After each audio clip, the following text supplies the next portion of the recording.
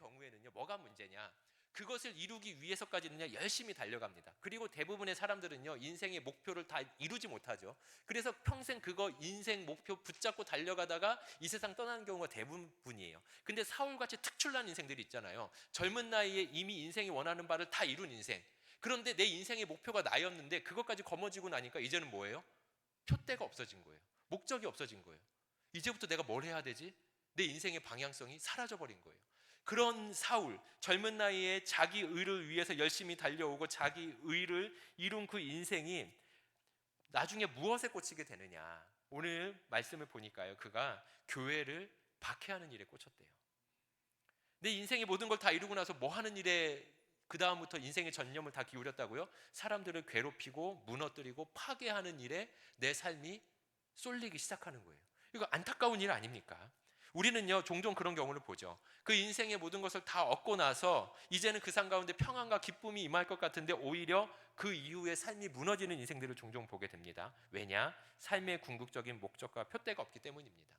사도행전 8장 3절 말씀을 보면요, 사울이 교회를 잔멸할새 집에 들어가 남녀를 끌어다가 옥에 넘기니라. 사울이 자신의 모든 걸 다 이루고 나서 사내들인 공회 회원이 돼서 뭐 했다고요? 교회를 잔멸하는 일을 했대요. 잔멸하다는 말 제가 지난번에도 한번 설명드렸습니다. 철저히 파괴하다라는 의미예요. 우리가 잔자가 들어가면 왠지 뭔가 좀 남겨놓은 것 같은 그런 의미가 있는데 그게 아니에요. 철저히 하나하나 다 파괴하는 그 일에 몰두합니다.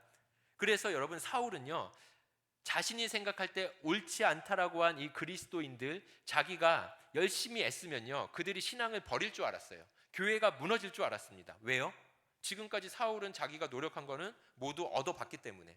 이 일도 내가 열심히 애쓰고 내가 전략 세워서 이 사람들 괴롭히고 부서뜨리면은 이 사람들의 신념을 바꾸겠지. 왜냐하면 지금까지 내 계획대로 다 되어왔으니까요. 그런데 사울의 인생 가운데 자신의 계획대로 되지 않는 일이 발생이 됩니다. 스데반을 죽이고 교회를 핍박하자 오히려 어떤 일이 벌어집니까? 마치 성남 벌집을 건드린 것처럼 이 그리스도인들이요, 예루살렘에서 파삭 퍼져나가더니 사마리아와 온 유대와 땅끝까지 펼쳐가면서 이 복음을 어떻게 해요? 들불처럼 더 번지는 거예요. 사울이 깜짝 놀랍니다. 이게 어떻게 된 일이지? 이들을 내가 이처럼 철저히 괴롭히고 짓밟고 심지어 죽이기까지 하면 그 돌을 버릴 줄 알았는데 어떻게 해요? 그 돌을 붙든 인생들이 오히려 땅끝까지 펼쳐가는 것을 보면서 사울이 이를 용납할 수 없었습니다. 그래서 이를 용납할 수 없었던 사울의 모습을 오늘 본문에서는 1절 2절에서 이렇게 기록을 하고 있습니다.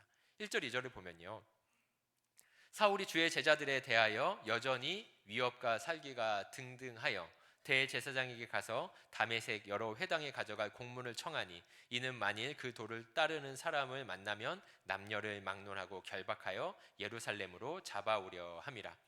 이 예루살렘에서 다메섹까지 여러분 240km 정도 되거든요. 상당히 멀어요.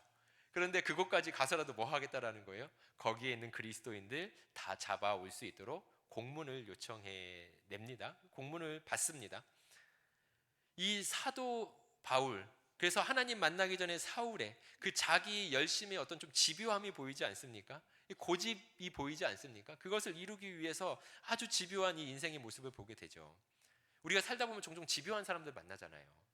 이 한 부자가 밤중에 이렇게 길을 걷다가 그만 이렇게 강도를 만났습니다. 강도 3명을 만났는데 이 강도가 돈 내놓으라고 하니까 부자가 못 주겠다라는 거예요. 그래서 폭력을 행사해서 이렇게 피투성이가 될 만큼 그 부자가 격렬하게 저항했대요. 마침내 그 부자가 쓰러지고 나서야 이제 그 부자의 그 지갑을 열어보니 그 지갑 안에 이 10달러밖에 안 들어 있었던 거예요.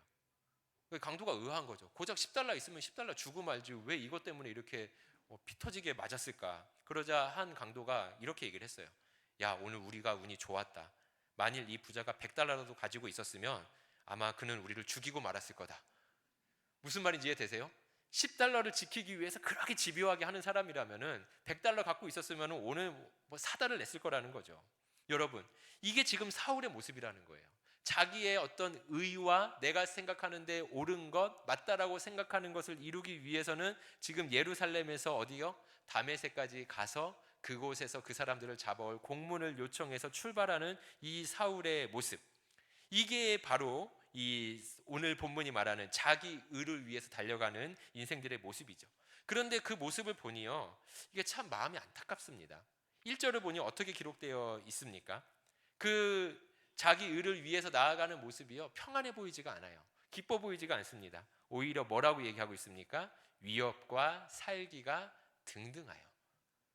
여러분 살면서 누구 위협하고 싶은 마음을 혹시 살아본 적 계세요? 아니면 이 살기를 품고 살아본 적 계세요? 모르긴 몰라도 마음 안 편하지 않을까요? 불편하지 않겠습니까? 그 분노와 미움 때문에 오히려 내 마음이 지옥 같지 않겠어요? 그런데 사울은 자신의 인생 가운데 자기가 원하는 것을 거머쥐고 나서 오히려 그 인생이 평안과 기쁨이 임하는 게 아니라 뭐가 임한 거예요? 위협과 살기와 미움과 분노와, 그래서 스스로 고통, 이 죄 가운데 빠져 있는 이 안타까운 모습을 우리가 보게 되지 않습니까? 그리고 사울은요, 실제로 이 시기에 그 인생에 평생 후회할 만한 일들을 하게 돼요. 이 사도행전 26장 10절부터 12절을 보면은 이 사울이 이렇게 고백을 하는데요. 예루살렘에서 이런 일을 행하여, 오늘 본문의 상황입니다. 오늘 본문의 상황을 다른 각도에서 또 얘기를 하는데, 대제사장들에게서 권한을 받아가지고 많은 성도를 옥에 가두며, 또 죽일 때에 내가 찬성 투표를 하였고, 또 모든 회당에서 여러 번 형벌하여 강제로 모독하는 말을 하게 하고, 그들에 대하여 심히 격분하여 외국 성에까지 가서 박해하였고, 그 일로 대제사장들의 권한과 위임을 받고 다메섹으로 갔나이다. 사울이 이 자신의 일을 이루기 위해서 어떻게 했대요? 사람들을 옥에 가뒀습니다. 그리고 심지어 그들을 어떻게 했어요? 죽이는 일에 동참했어요. 그리고 그들을 회당에 끌어다가 형벌했다라는 건 뭡니까? 제가 지난번에 한번 설명해 드렸죠. 고문을 가하고 태장으로 때렸다라는 거예요. 그래서 그들의 입술에서 내가 예수님을 믿지 않습니다, 저주한다라는 그 말을 들을 때까지 이 사울이 어떻게 한 거예요? 아주 이렇게 집요하고 잔혹한 일을 했던 거예요. 스스로 만든 그 분노와 미움의 감옥 속에서 살았던 사울. 근데 여러분, 이게 사울 인생의 목표는 아니지 않았겠습니까? 그걸 인생의 목표로 삼는 사람이 어디 있겠어요? 하지만 자신의 열심, 그래서 하나님이 표대가 아닌 나를 표대로 달려간 인생이 그 모든 것들을 다 이루었을 때 그 인생의 목표가 사라져서 어디로 튈지 모르는 그 인생의 모습을 오늘 사울이 우리에게 너무나 분명하게 보여주고 있죠. 그래서 이 하나님 없이 살아갔던 이 사울의 인생을 오늘 아까 읽은 1절에서 어떻게 한 절로 요약을 하는 겁니까? 그 인생을 좋은 집안에서 태어나고 율법의 의를 잘 지키고 가말리엘이라는 위대한 스승에서 배워서 젊은 나이에 사내들인 공회 회원이 된 그 사울이 그 인생의 위협과 살기가 등등했더라. 여러분, 우리가 이러려고 열심히 달려온 거 아니지 않았겠어요? 근데 사울이 인생이 하나님 없이 살다 보니까 그 인생의 마지막이 어떻게 돼요? 뜻하지 않게 내 인생에 미움과 분노와 죄와 고통이 찾아오는, 그래서 하나님 없는 인생의 위협과 살기의 인생으로 바뀌게 된 걸 우리가 보게 됩니다.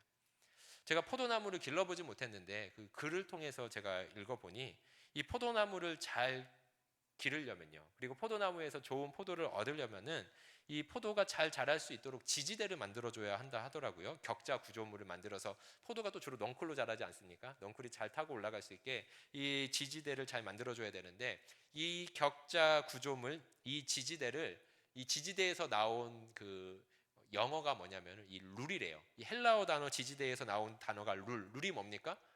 규칙, 질서, 이걸 말하는 거 아닙니까? 이 포도나무가요, 이 룰대로 자라지 않으면요, 이 지지대 가운데 자라지지 않으면은 이 자라다가 어떻게 되냐, 힘이 없어가지고 자기 멋대로 막 뻗어나가다가 결국은 어디로 가냐, 땅으로 이렇게 그냥 쓰러지는 거죠. 그리고 땅에서 포도나무 열매를 맺으니 그 포도 열매가 어떻게 되는 거예요? 금방 썩게 된다라는 거예요. 그래서 여러분, 이 룰이요, 우리 인생 가운데는요, 포도나무 넝쿨을 아름답고 올바른 방향으로 성장하게 하고 열매 맺게 하는데 반드시 필요하다라는 거죠. 이와 비슷한 얘기를 요한복음 15장에서 예수님께서 우리에게 이렇게 말씀을 하십니다. 요한복음 15장 5절 6절 말씀 우리 함께 읽어보겠습니다. 시작. 나는 포도나무요 너희는 가지라. 그가 내 안에 내가 그 안에 거하면 사람이 열매를 많이 맺나니 나를 떠나서는 너희가 아무것도 할 수 없음이라. 사람이 내 안에 거하지 아니하면 가지처럼 밖에 버려져 마르나니 사람들이 그것을 모아다가 불에 던져 사르느니라. 아멘. 예수님은 포도나무고 우리는 가지입니다. 우리 가지인 우리 인생 가운데 열매를 맺으려면 어떻게 하면 돼요? 포도나무이신 예수님께 딱 붙어 있으면 되는 거예요. 그런데 우리가 포도나무이신 예수님께 떨어져 버리면 어떻게 됩니까? 그 가지가 말라서 불에 던져져 살름을 당하는 거죠. 여러분, 우리 인생에는요, 이 포도나무가 필요합니다. 지지대가 필요합니다. 하나님의 룰, 질서, 말씀이 필요합니다. 우리가 포도나무이신 예수님께 꼭 붙어 있을 때 우리 인생 가운데서는 진정한 생명의 열매, 마르지 않는 가지가 되는 인생이 된다라는 것이죠. 여러분, 우리가 아무리 열심히 살아도요, 많은 것을 쟁취해도요, 하나님 없이 살았던 사울의 인생 가운데서는 그 모든 것이 헛됨을 우리가 오늘 말씀을 통해서 확인하지 않았습니까? 우리 인생 지지대 예수 그리스도, 그리고 포도나무이신 예수 그리스도께 꼭 붙어있는 저와 여러분들 될 수 있기를 축복합니다. 그러할 때 우리 인생 가운데 그 하나님의 은혜와 사랑으로 우리 사람의 열심으로는, 사울의 열심으로는 맺을 수 없었던 평안과 기쁨과 진정한 생명의 열매를 맺는 저와 여러분들 될 수 있기를 주님의 이름으로 축복합니다. 이 하나님 없이 결국 고통과 죄로 달려갔던 그 사울, 그리고 그런 우리들을 하나님께서 어떻게 하시냐면요, 그럼에도 불구하고 하나님께서 우리를 사랑하세요. 그리고 우리를 진리의 길, 생명의 길로 인도하기를 원하십니다. 우리 3절부터 5절의 말씀을 보면요, 사울이 길을 가다가 다메섹에 가까이 이르더니 호련히 하늘로부터 빛이 그를 둘러 비추는지라. 땅에 엎드려져 들음에 소리가 있어 이르시되 사울아 사울아 내가 어찌하여 나를 박해하느냐 하시거늘 대답하되 주여 누구시니이까 이르시되 나는 내가 박해하는 예수라. 사울이 다메섹의 그 그리스도인들을 잡으려고 가는 그 길 가운데 호련히 갑자기 하늘로부터 무엇이 비쳤습니까? 빛이 비추고 빛 가운데 예수님께서 찾아오십니다. 그러면서 이 사울에게 예수님께서 뭐라고 말씀하세요? 나는 내가 박해하는 예수다라고 찾아오십니다. 오늘 이 짧은 3절부터 5절의 이 예수님과의 만남이요, 사울 인생 가운데 잊을 수 없는 사건이 됩니다. 그 인생의 강력한 변화와 이 지울 수 없는 흔적을 남기게 됩니다. 혹시 여러분도 살면서 이 예수님을 만났던 이 잊을 수 없는 그 하나님을 만난 기억들이 있으십니까? 저 같은 경우는 초등학교 5학년 때 예수님을 만났었다고 누차 말씀을 드렸습니다. 여러분들 들으시기엔 우습게 들리실지 모르겠지만 그때 제 인생이요, 위협과 살기가 등등했던 이 다메섹 도상 같은 그 제 인생 길이었거든요. 그러니까 제가 그 초등학교 5학년 때 아무도 저에게 위협과 살기를 느끼지 못하지만 제 스스로는 막 삶의 어떤 분노와 뭐 이런 뭐 불만들이 있어가지고 막 껌 좀 씹고 다녔던, 괜히 혼자 불만스럽게 하지만 아무도 위협을 느끼지 않았던 그런 좀 슬프네요, 얘기하다 보니까. 네.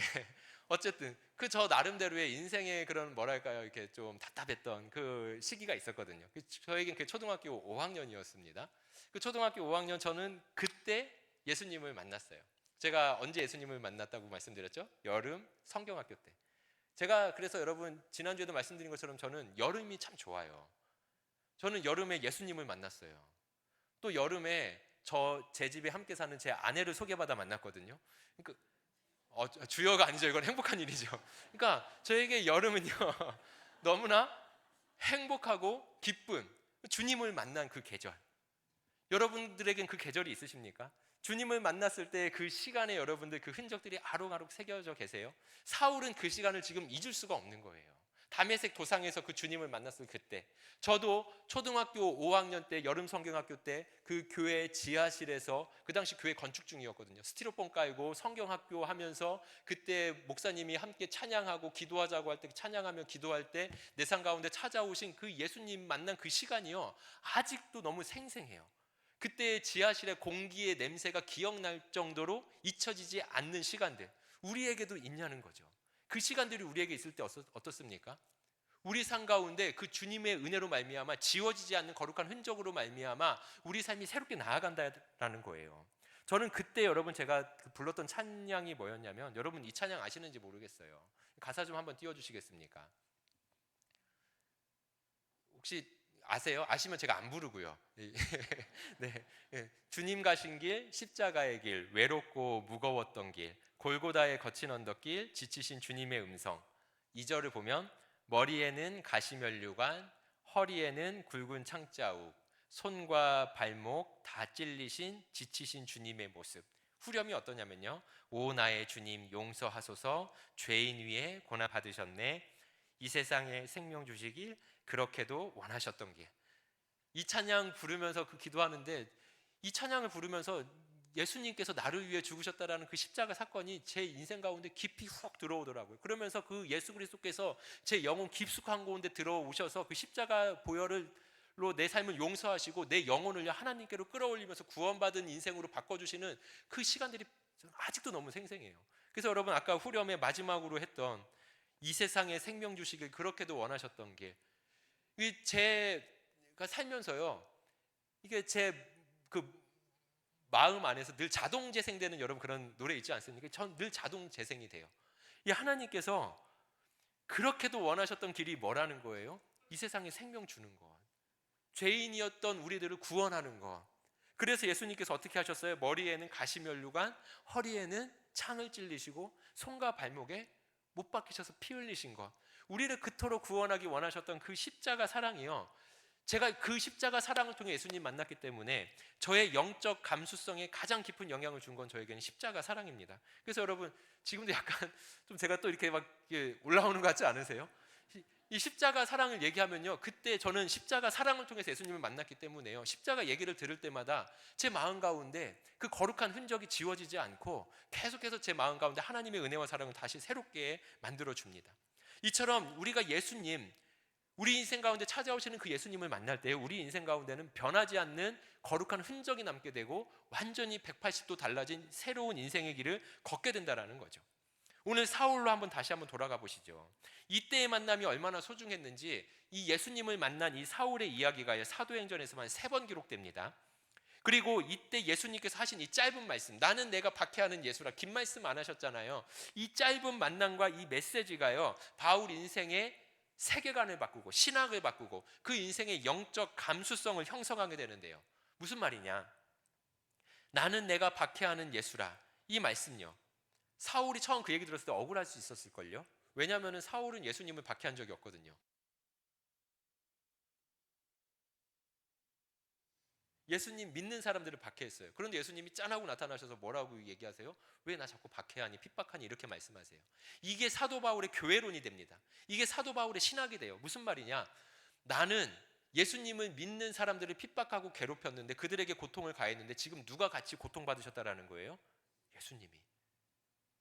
여러분, 이 땅 가운데 사시면서 의를 위해 핍박받으실 때 누가 함께 핍박받으실까요? 예수님이요. 여러분, 이 세상 사시면서 남모르게 아프고 고통스러울 때 누가 같이 아프실까요? 예수님이요. 사울은요, 그날 이걸 확실히 깨달았어요. 이 땅의 성도들이 고통받을 때, 핍박받을 때 예수님께서 함께 고통받으시고 핍박받으시는구나. 그래서 그의 교회론이 뭡니까? 우리는 주님의 몸이요, 그분은 우리의 머리시다. 예수님과 우리가, 그래서 하늘과 땅이 그리스도 십자가 안에서 하나로 이어졌다라는 이 교회론이, 이 나는 내가 박해하는 예수라, 이 한마디의 사울 인생 가운데 깊이 새겨지게 되죠. 그래서 고린도전서나 골로새서에서 이 예수님의 몸 교회론을 계속해서 얘기하고 있지 않습니까? 뿐만 아니라 이날 경험한 이 사건도 사울에게 너무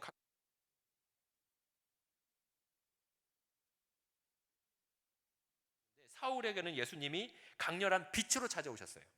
이 고린도후서 4장 6절, 그가 받은 인생이 얼마나 깊었는지 그의 편지에도 그냥 자연스럽게 묻어나는데요. 고린도후서 4장 6절의 말씀 함께 읽어보겠습니다. 시작.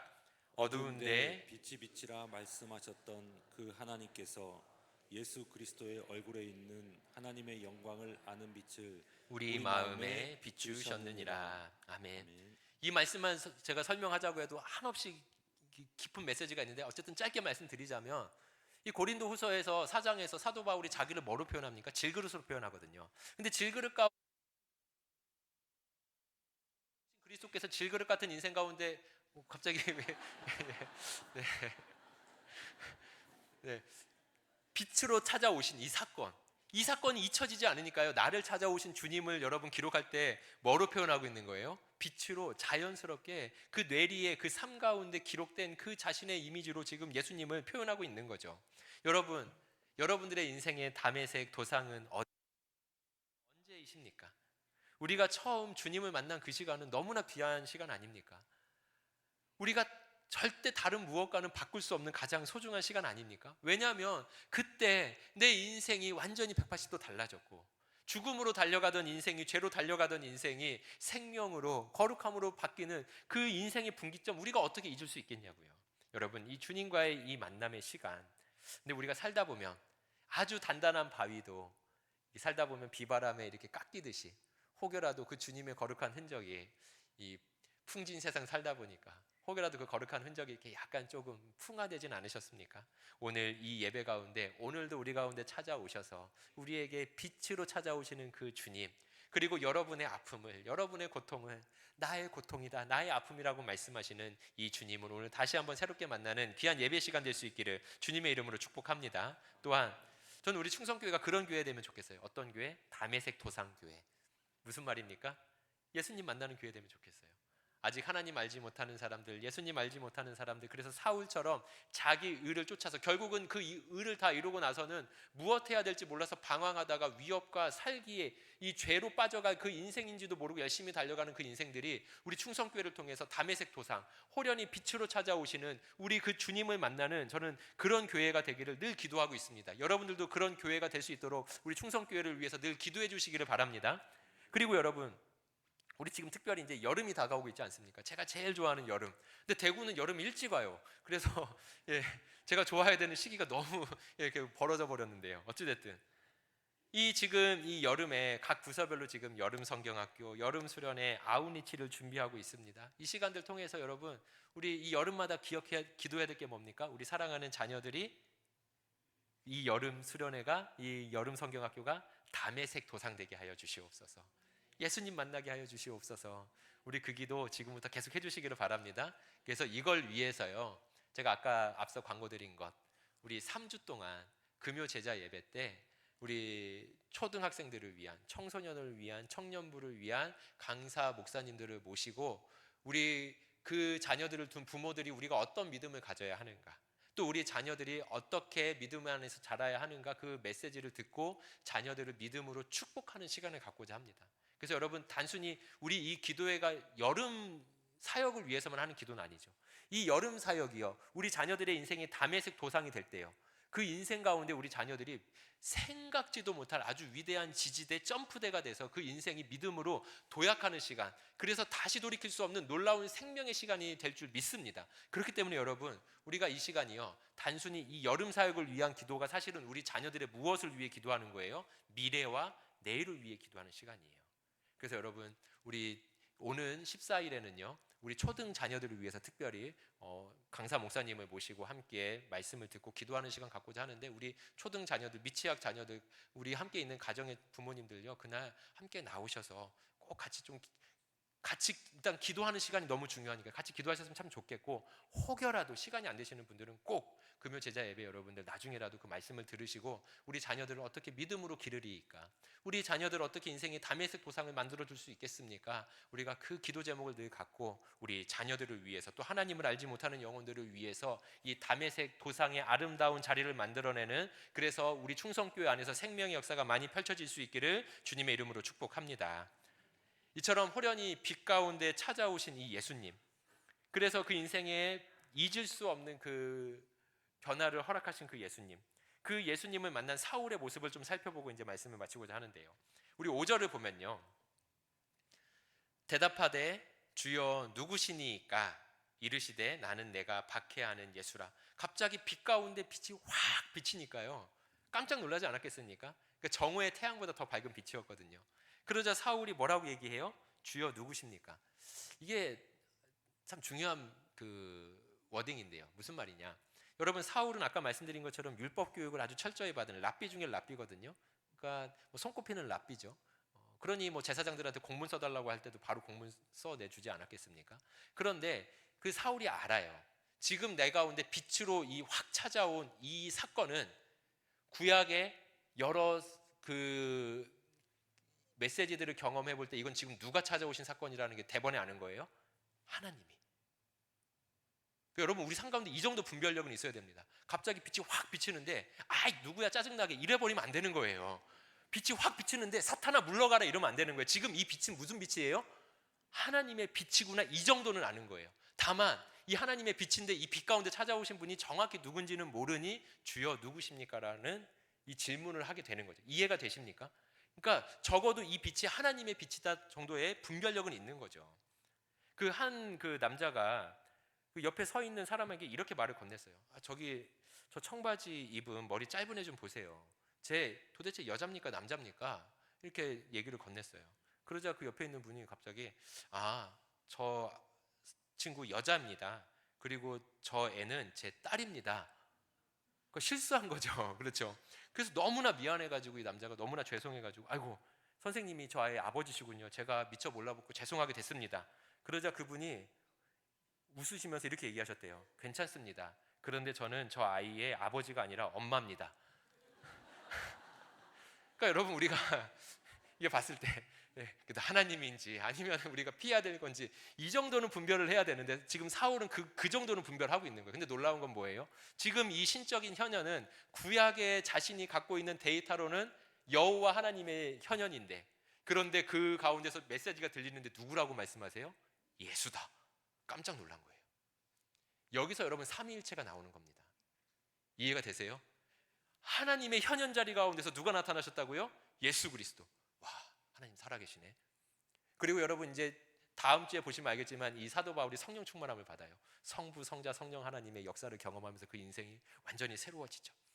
그렇게 예수님을 만난 사울이요. 8절 9절을 보면요.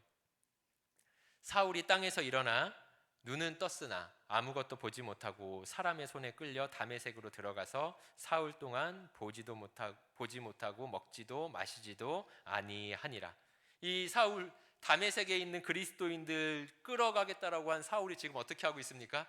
그리스도의 종이 되어서 지금 끌려 들어가고 있어요. 인생이 완전히 바뀌었죠. 그리고 그곳에 들어가서 사흘 동안 뭐 했대요? 먹지도 마시지도 아니했대요. 먹지도 마시지도 아니했다는 얘기, 금식했다는 얘기죠. 유대인들에게 있어서 금식했다는 얘기는 뭡니까? 기도했다는 얘기예요. 그 예수님을 만나고 나서 사울이 뭐 한 거예요? 3일 동안 식음을 전폐하고 기도했어요. 어떤 기도했을까요? 저는 그 사울이 했을 기도의 내용을 디모데전서 1장 13절에서 15절에서 찾아볼 수 있었습니다. 아마 이런 기도를 했을 거예요. 디모데전서 1장 13절부터 15절의 말씀, 우리 한 목소리로 읽겠습니다. 시작. 내가 전에는 비방자요 박해자요 폭행자였으나 도리어 공유를 입은 것은 내가 믿지 아니할 때 알지 못하고 행하였음이라. 우리 주의 은혜가 그리스도 예수 안에 있는 믿음과 사랑과 함께 넘치도록 풍성하였도다. 미쁘다 모든 사람이 받을 만한 이 말이요 그리스도 예수께서 죄인을 구원하시려고 세상에 임하셨다 하였도다. 죄인 중에 내가 괴수니라. 아멘. 이게 바로 예수님 만난 사람들의 고백입니다. 예수님 만나고 나서 사흘 동안 식음을 전폐하고 기도해 보니 내가 죄인 중에 뭐였던 거예요? 괴수인 거예요. 나는 유대인 중에 내가 최고 가는 석학이고 최고 가는 율법학자인 줄 알았는데 내가 죄인 중에 괴수였구나. 그런데 이 죄인을 다루시는 이 하나님이요, 은혜가 충만히 넘치시는데요, 그 하나님께서 이 죄인들을 구원하시려고 어떻게 하신 거예요? 예수 그리스도께서 이 땅 가운데 임하셨다라는 겁니다. 그래서 이 임하시는 하나님, 이 임하시는 하나님의 은혜와 사랑에 대한 우리의 응답 뭐여야 되겠냐는 거예요? 아멘이라는 거예요. 사울은 그렇게 피하다가 호련히 찾아온 그 박해받는 예수 그리스도를 만나고 나서 어떻게 됩니까? 그분을 따르는 종이 되어서 다메섹 도성으로 들어가게 됐죠. 이 사도행전 26장 14절의 말씀을 보면 이 사울의 인생을 한마디로 요약해 주는 내용이 나오는데요. 이 사도행전 26장 14절 말씀, 우리가 다 땅에 엎드러짐에 내가 소리를 들으니 히브리 말로 이르되 사울아 사울아 내가 어찌하여 나를 박해하느냐. 오늘 읽은 말씀이죠. 그런데 26장에는 이런 말씀도 덧붙여 나와요. 무슨 말이냐? 가시체를 뒷발질하기가 내게 고생이니라. 예수님께서 나는 네가 박해하는 예수다라고 말하면서 너를 보니 가시체를 뒷발질하기가 참 고생이구나, 이 말씀하셨다라는 거예요. 이게 무슨 말씀인지 여러분 아십니까? 이 고대 근동에서는요, 이 소나 이 나귀를 가지고 종종 수레를 많이 끌고 가거든요. 근데 이 소들 중에서도요, 소도 고집을 한번 부리면 엄청나다면서요. 그래서 우리가 쇠고집이라고 얘기할 정도로 이 고집이 대단한 거죠. 그래서 이 수레를 끌고 가는데 소가 한번 고집 피워서 가만히 있으면 어떻게 해요? 운반을 해야 되니까 주인이 채찍질로 엉덩이에 찰싹 때릴 수도 있죠. 그러면요, 이 고집 센 소들은요, 그거 맞았다고 기분 나쁘다고 어떻게 하냐? 이 소들이요, 끌고 가는 뒤에 수레 있잖아요. 수레를 뒷발로 막 찬대요. 말이 뒷발로 차듯이. 그럼 수레가 어떻게 되겠어요? 계속 차다 보니까 부서져요. 그러니까 고집 센 소는 이거 수레를 부서뜨리는 거예요. 그래서 고집 센 소가 끄는 수레에는 뭐를 다냐? 이 소와 수레 사이에 이 가시체를 달아놓는 거예요. 그래서 뒷발로 찰 때 가시에 찔려서 어떻게 해요? 아파서 못 차게. 여기까지 이해되시죠? 이게 가시채입니다. 그런데 진짜 고집센 소들은 어떻게 하냐? 화가 나서 수레를 뒤로 찼더니 이 주인이 가시를 달아놨네요. 아따거, 아프잖아요. 그럼 여러분 어떻게 해야 되겠어요? 안 차야죠. 그런데 진짜 고집센 소는 어떻게 해요? 찔려서 아파서 화가 나가지고 가시채를 더 찬다라는 거예요. 지금 사울의 인생의 모습이 이렇다라는 거예요. 그 인생, 하나님의 뜻대로 앞으로 가게 하려고 하나님께서 가시채를 달아주셨는데 한번 자기가 차보더니 아프다고 지금 끝까지 한번 누가 이기나 하면서 자기 그 다리에 피가 철철철 흐르는지도 모르면서 그 힘줄이 끊어져 가는지도 모르면서 가시채를 계속해서 발로 차는 술에 부수겠다고 가시채를 차는 모습이 누구의 모습이었다라는 거예요? 사울의 모습이었다라는 거예요. 그런데 여러분 중요한 건 그런 이 사울의 열심도 보통 아니잖아요. 가시채를 뒷발로 차는 그 고집 보통 아니잖아요. 근데 여러분 오늘 설교 제목이 뭡니까? 사울의 열심 그리고 하나님의 열심. 그 가시채를 뒷발로 차면서 피 철철 흐르는 그 사울 같은 인생 버려도 괜찮을 텐데 하나님께서도 이 인생 구원하시겠다고 어떻게 하시는 거예요? 오늘 이 다메섹 도상 가운데 빛으로 찾아가셔서 그에게 나타나시는 거예요. 이 사울이 그리스도인을 쫓아가겠다고 열심히 달려갔다고 하면 하나님께서도 이 사울을 구원하시기 위해서 계속해서 어떻게 하신 거예요? 추격하신 거예요. 쫓아가신 거예요. 그리고 마침내 그를 붙잡으신 거예요. 여러분 우리 인생 가운데는 우리의 인생도 있지만 하나님의 열심도 있음을 우리가 믿음의 눈으로 기억하실 수 있기를 축복합니다. 이 하나님의 열심이 우리 인생 가운데 돌아올 때 가시채를 참이 어떻게 됩니까? 그치게 되는 거죠. 그 소를 부둥켜 안고 가시채를 차는 우리들을 부둥켜 안고 이제 그만해라. 가시채를 차는 게 고통스럽지 않느냐. 그리고 아까 말씀드렸잖아요. 저와 여러분이 고통스럽고 아프면 누가 아프시다고요? 예수님이요. 저와 여러분이 죄에 둥글고 있으면 하나님이 기쁘신 게 아니에요. 누구보다 마음 아프시고 가슴 찌시는 분이에요. 그러니까 하나님께서 그 아들을 보내셔서 우리를 구원하기 위해 십자가에 못 박게 하시고 우리를 용서하신 것 아니겠습니까? 우리의 이 아픔이, 우리의 고통이 누구의 아픔이라고요? 하나님의 아픔이고 하나님의 고통이다. 여기서부터 하나님의 신실한 사랑, 헤세드, 하나님의 열심이 나온 것이고 저와 여러분을 구원한 줄 믿습니다. 이처럼 사울을 끝까지 구원하시기 위해서 추격하시는 이 하나님의 열심, 그 하나님의 열심이 오늘 우리 삶 가운데도 찾아와서 우리 삶도 나의 열심이 아니라 하나님의 열심으로 거룩한 삶으로 나아가는 저와 여러분들이 될 수 있기를 주님의 이름으로 축복합니다. 오늘 이 말씀을 이렇게 준비하면서 제가 그 찬양이 하나 생각나더라고요. 여러분 이렇게 아시는 찬양일지 모르겠습니다. 옛날 찬양인데요. 그래서 좀 기대를 합니다. 여러분들이 좀 아시지 않을까 싶은데 네, 아시는 분들은 이 찬양 좀 함께 하시고자 제가 악보 화면으로 좀 준비를 해뒀습니다. 그래서 여러분들 아시는 분들은 오늘도 나를 찾아오신 이 주님의 마음이 이렇겠구나 우리가 기억을 하면서 이 시간 우리의 마음을 좀 나의 마음도 주님 활짝 열겠습니다. 빛으로 찾아오신 예수님, 나를 사랑하시는 예수님, 죄인을 추격하시는 예수님, 그 주님께 내 마음을 열겠습니다 하는 마음으로 우리 이 시간 고백 함께 한번 찬양하겠습니다.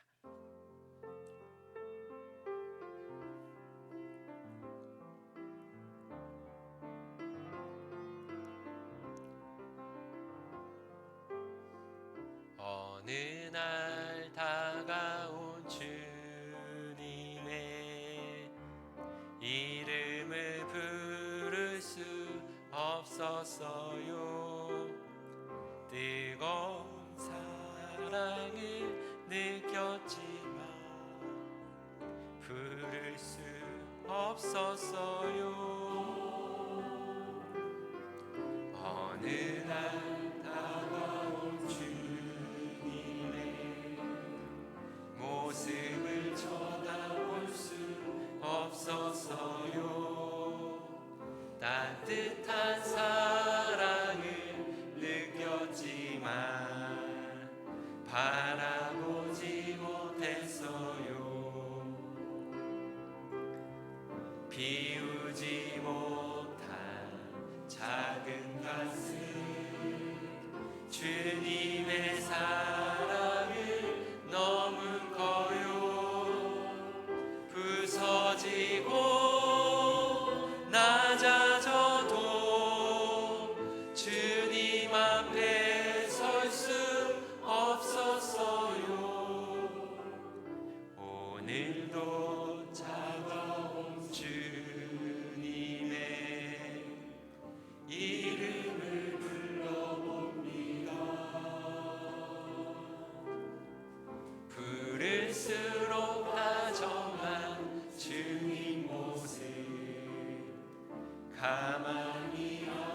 오늘도 찾아온 주님의 이름을 불러봅니다.